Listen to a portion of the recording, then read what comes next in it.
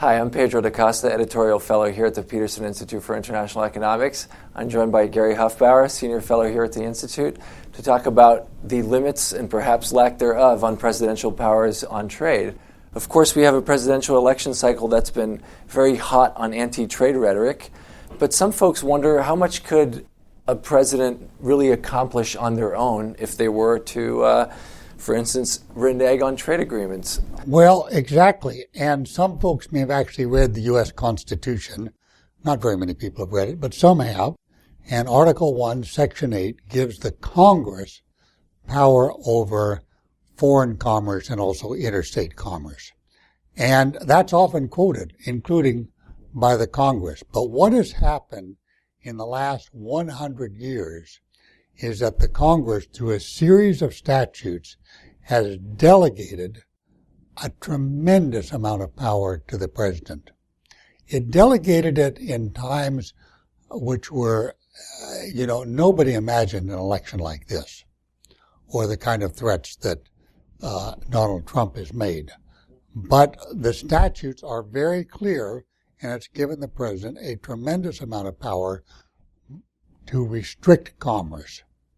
It also, some statutes also gave the president power to liberalize commerce in the context of trade agreements. But it's the restrictions that I'm talking about now. Sure. Now, of course, Donald Trump, the Republican candidate, has made some pretty strong campaign promises on trade, including potentially raising tariffs to 45% on China, to 35% on Mexico, pulling out of trade agreements. Now, some people think that by the very nature of American checks and balances, that not only the legislature but also the judiciary could surely put some limits on what he might be able to accomplish. But your research suggests otherwise. Well, my research suggests it would be a long haul to get those limits, because it would be a matter of clawing back the powers that Congress has delegated to the president. So here's the problem.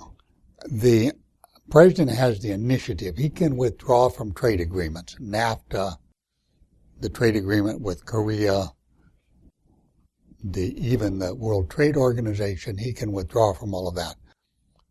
And that's a presidential power over foreign affairs. All of these agreements have clauses, which are termination clauses, typically 6 months notification, then terminate. But that's just the start. That's just the start. He has other powers in his hip pocket, going back to 1917, the so-called Trading with the Enemy Act. Explain that a little bit. How does that work? That's 100 years ago. People kind of may think that statutes expire. They don't expire. They're everlasting, unless actually reformed by Congress. And the Trading with the Enemy Act, which was during the First World War, gave the power to the president to stop all forms of commerce. I mean, all forms. This could be finance, it could be patent licensing, and of course it could be trade, imports and exports. All forms of commerce with all nations, not just the enemy, all nations, during wartime.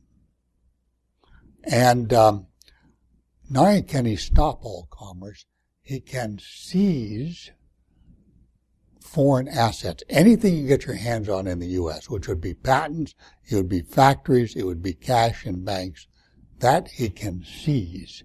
Seize means take away. Now, this has been used during wartime and so on, but it has also been used very commonly until the 1970s, to impose economic sanctions on many countries around the world for various purposes. Now you say, well, where was the war? Congress declares war sometimes. The last time it declared war was during the Second World War. And Congress also gives war resolutions, as for Iraq and Afghanistan, and there are many others in history. The result is that the U.S. is almost always at war for purposes of this statute, so the president can invoke it. So what if a voter looks at the wars in Afghanistan and Iraq winding down now, and they think that we're not going to get into any other wars, then perhaps this wouldn't apply. Why is that incorrect? Right. The innocent, citizen might very well think that. There are a couple of other reasons. There's other statutes. That's just the first. That's the grandfather. But we had the so-called International Emergency Economic Powers Act, which is kind of a modernization of the Trading with the Enemy Act under President Carter in 1977.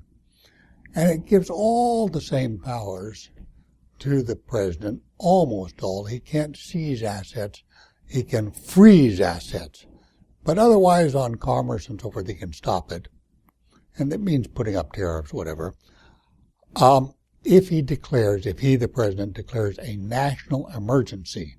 Now, you might think, well, there's some limitation there. He's got to declare a national emergency.